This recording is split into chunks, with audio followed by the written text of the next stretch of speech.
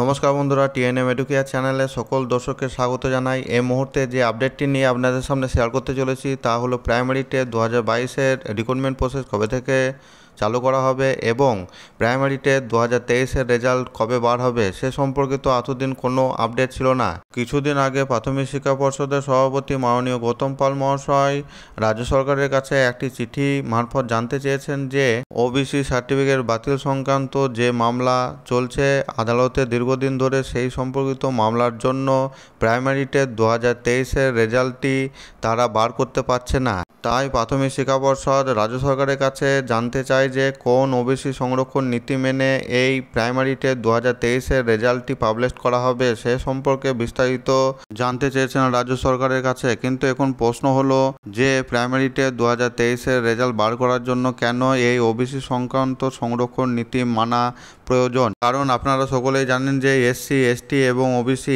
এই প্রার্থীদের জন্য প্রাইমারি টেস্ট কোয়ালিফাই করার জন্য 90-এর পরিবর্তে 82 নম্বর প্রয়োজন হয়। প্রাথমিক শিক্ষা পর্ষদ রাজ্য সরকারকে আরও জানায় যে তারা প্রাইমারি টেস্ট 2023-এর রেজাল্টের পাশাপাশি 2022 টেস্ট কোয়ালিফাই করা প্রার্থীদেরকে নিয়ে খুব দ্রুত তারা একটি রিক্রুটমেন্ট প্রসেস কমপ্লিট করতে চায়।